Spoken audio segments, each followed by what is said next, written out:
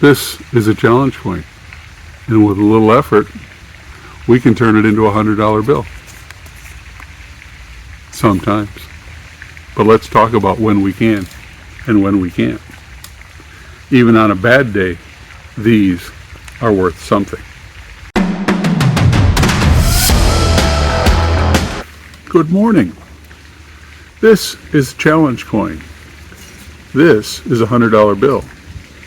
What do they have in common? Well, you can turn some of these into these. I've been doing it for years. It's a category that's often overlooked. But if you shop garage sales, flea markets, estate sales, those antique booths, you may be overlooking some money. Now these look like coins. In fact, they're called challenge coins. All right. This one, 24th Infantry Division Mechanized. All right. But they're not just military in nature.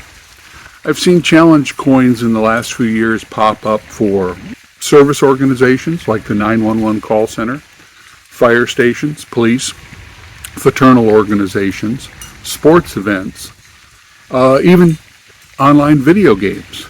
You may get a free coin along with your purchase of your video game. And I'll show you some examples as we get into this more.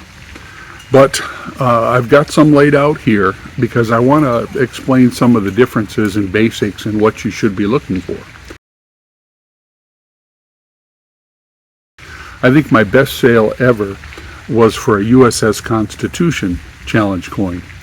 Only given out aboard the ship, probably at the gift center, and it sold for well over $100. It was part of a collection I bought. And often that's the best way to get them. If you can buy a group from an estate, the people who are running the estate no longer have an emotional attachment to these coins. So they can be picked up either as loose singles, packaged, never opened, new old stock, or they can be groups or collections in a display box or a tray. Often these are displayed on someone's sideboard on a tray, and they're all stood up and lined up like little soldiers. Now, when we're talking on the topic of challenge coins, right, size, condition, how they're made, where they came from, they all play a factor in how to value them. As with any specialty item you might want to acquire and list on eBay, what you're looking for are those that are most prized by the market you want to sell in.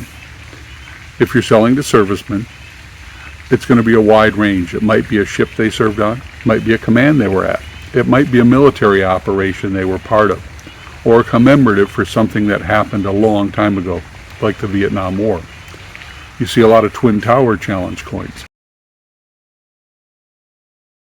The more important and more widespread the event, the more likely there's a challenge coin to commemorate it or to remind you. I always like to make sure the listings include the size, photos of both the front and the back and any details, a close-up photo showing any wear or significant damage if it's a loose challenge coin. Probably one of the main distinctions of challenge coins are what they were produced for. They can be produced for military commands like a ship or a shore base. They can be assigned to an Army unit or a Coast Guard station. They can be a training command.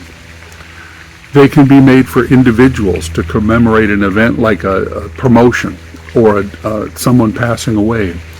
They can be made for a retirement ceremony and handed out to all the guests. They can be for an event like, here's one, 50th anniversary of the Vietnam conflict. No, my era tends to call it a war, but the history books have decided it was a police action. But this one is new, which is one of the points I want to bring up. If you find them or see them packaged like this with modern UPCs or like this one, you can actually see the price tag isn't even very high. That's a $6 challenge coin. These are not the ones you're going to make money on, but they may come to you as part of a collection. And depending on how many were produced, you can probably achieve more for a new old stock coin like this than the original distributor or retailer did. This one happens to be for Iraqi freedom. Now here's another one. This one was made by the Northwest Traditional Mint, has a barcode, same topic. So on my eBay listing, I actually have these up as a pair because these tend to fall on the lower value. And even though this was part of my service, these are not my coins, but this was the era in which I served. You can also, as I mentioned, find them for individuals, promotions, retirements. This one is for an individual person who started out on the deck plates as a young enlisted man and retired as a commander. So this is to commemorate his career.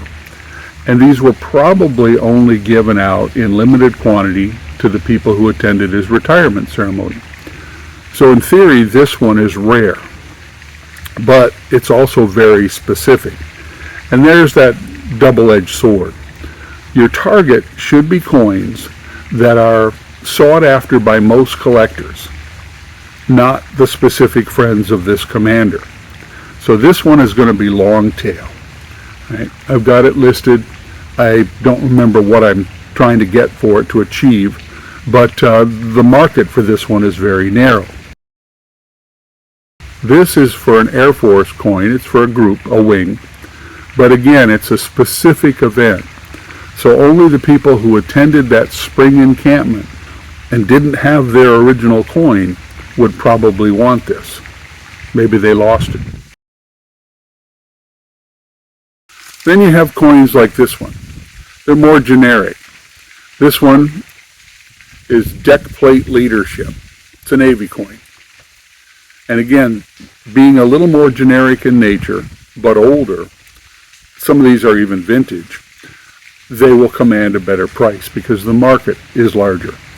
And the difference between, say, this coin, which was produced in quantity and has a UPC, and this one, probably this is a $30 coin. This one, be hard pressed because there's a lot of stamp competition. You might only get $10 for this coin. All right, let's talk about how these are made. Some are stamped out in a monochrome color. You'll notice this is a gold tone. It's not real gold. They're about, probably 3/16 of an inch thick on average, but it's a simple stamped coin. These will also come sometimes as stamped aluminum. Say an aircraft carrier, which has a crew of about 5,000, throws a party, a dock party, a deck party, and they want to give every person who comes, every family member, every kid, every visitor, a coin.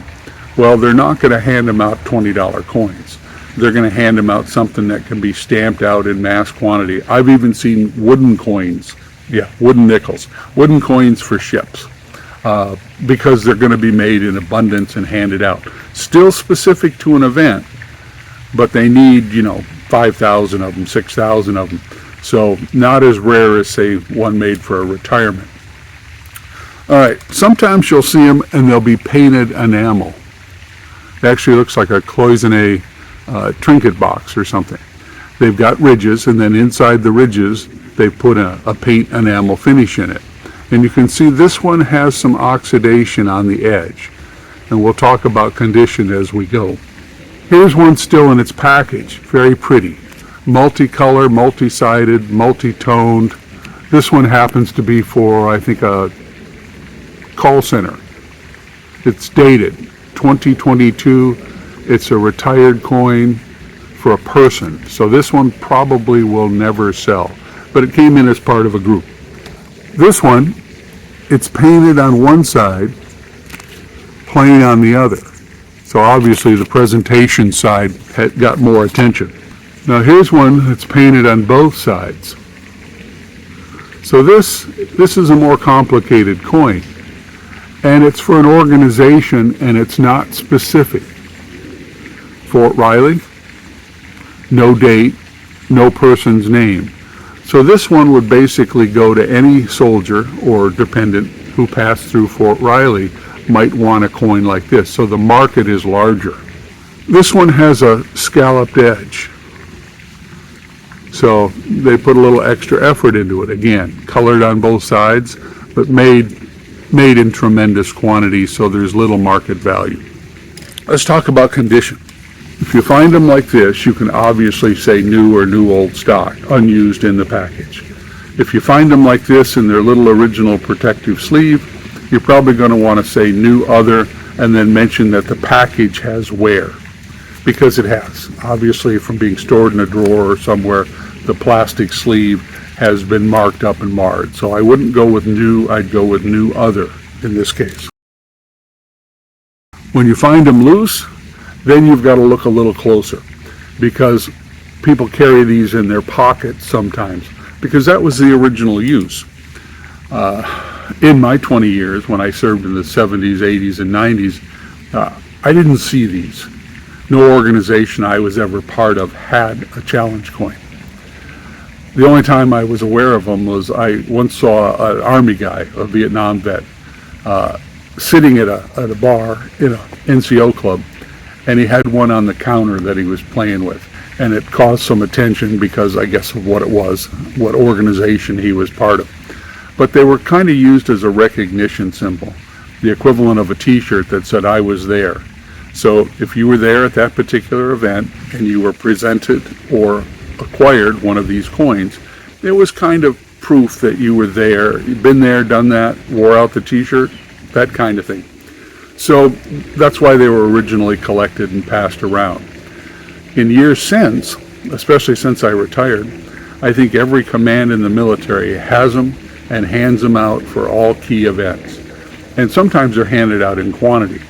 First one I was ever presented was from a friend of mine who was a Master Chief, who had just left an aircraft carrier and was given several of them upon his departure, and he handed them out to his friends. My best score ever was a storage unit that I cleared out for an E8 bosun. And obviously this guy was into it heavy. He'd served for a long time. In fact, I ended up with his shadow box and his cutlass and all of his other things. But he had hundreds of these in his collection. And that's what really kicked off my interest in them.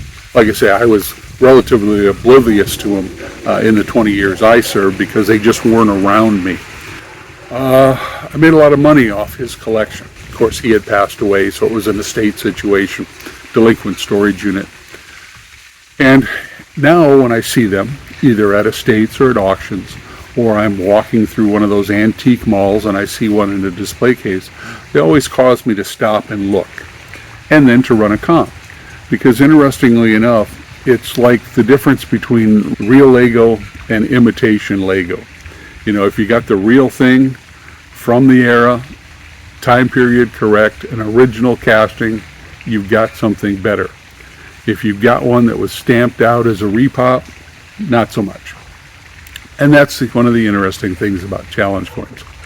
The value can swing wildly, as with other military stuff. But like I was saying, they're not just for the military anymore. I found them for video games. I think I've got one up in one of the stores right now for a video game, and I'll pull that up on the listing format. And when I see them, if the price is right, I buy them.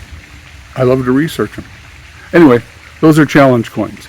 We'll bulk this video up showing you more examples from the computer screen, and we'll talk about some sales, some prices that are achieved, and some highlights. I like them for a couple of reasons. They're small. You can store 100 of them in a shoebox. They're often found in collections, so the price point per unit isn't all that significant. And once you get them away from the original owner, the original person, the emotional attachment to them by whoever's selling them or offering them is very, very minimal. Now you have to remember that most of these, in the military arena anyway, were given away. They were originally produced for a reason, and they were given to participants or members for a reason. Could have been morale, could have been commemoration, could have been because someone retired, could have been a funeral. So they're made in different quantities for different events. If I'm throwing a retirement party and I'm expecting 200 guests. Maybe I'll produce 250 coins, take care of the overflow, have a few extra to give away to the people who couldn't make it to your retirement, that type of thing. This one is such a coin.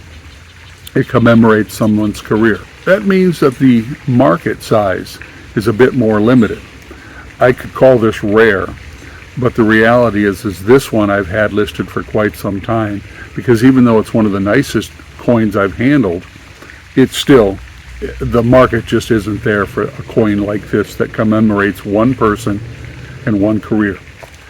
On the other hand, if you find something like Operation Enduring Freedom, or any of the other hundreds of military operations that have occurred, those coins can actually have meaning to individuals. And it's that meaning to individuals or their family that can produce a market for this coin.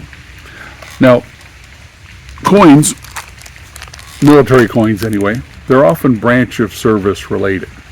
Sometimes they're general, like a coin that the commandant of the Marine Corps might hand out to anybody who visits its office.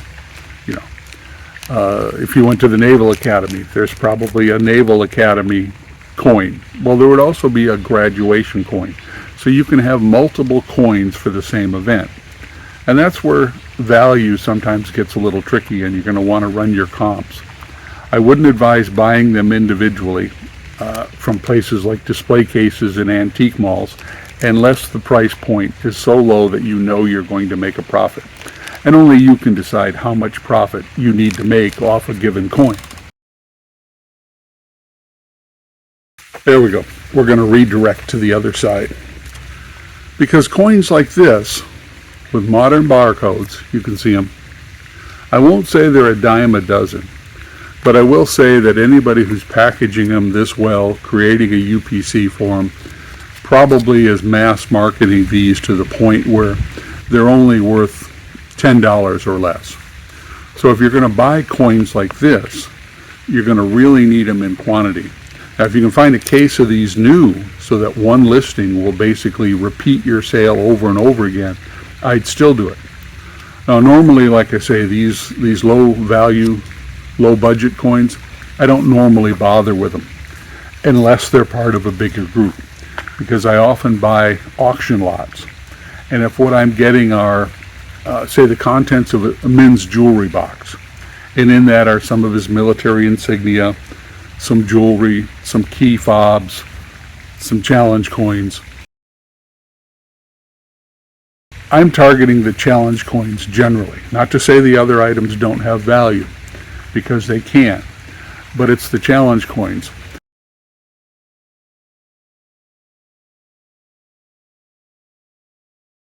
If you can snag even a reasonable image off an auction photo, you can go looking with Google Lens for the value. And that's one of the ways you distinguish something that was marketed like this, because the designs are unique.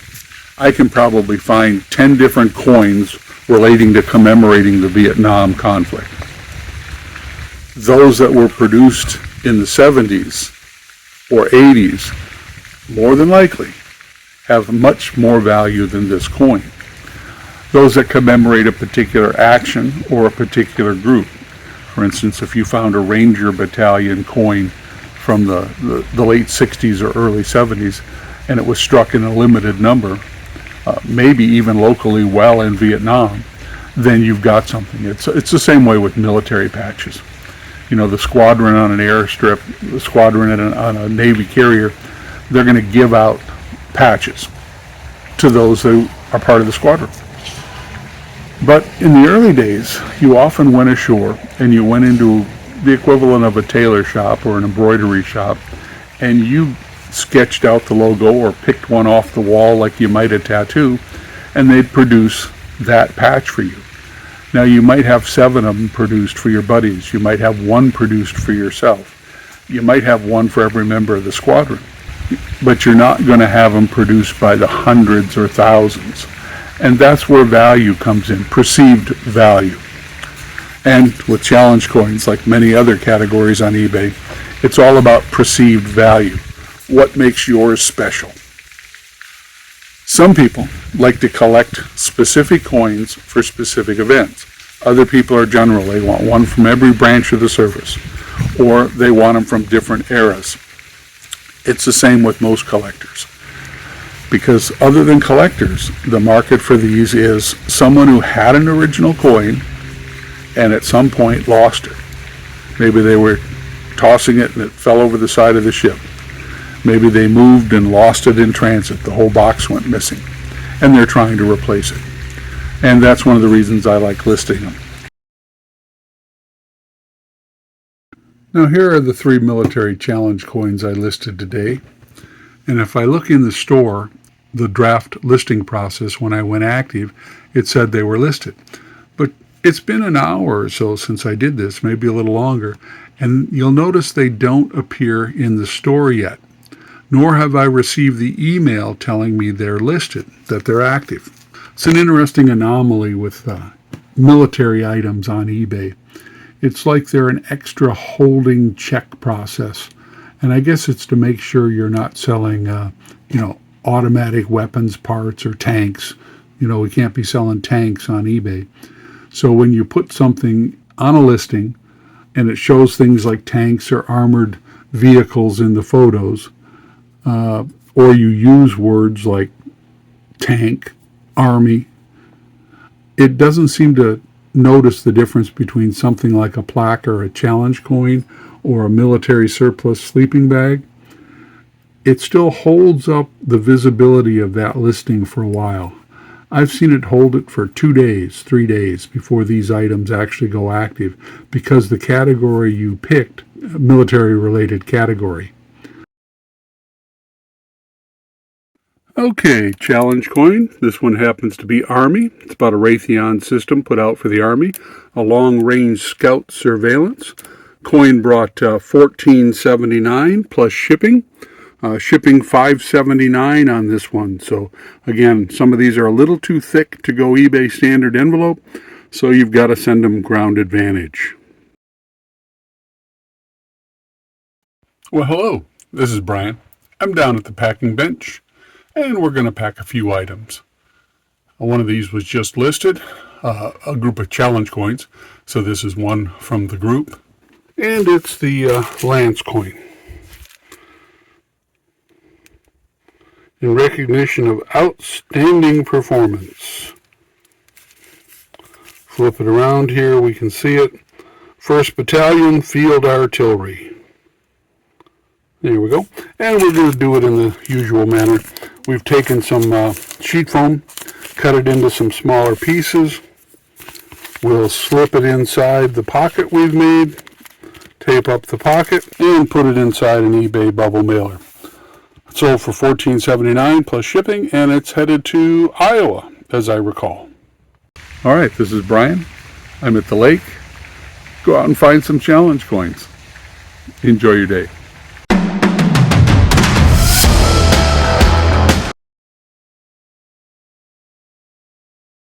This is a challenge coin, and with a little effort, we can turn it into a $100 bill. This is a challenge coin. I like to sell these. And this is a $100 bill.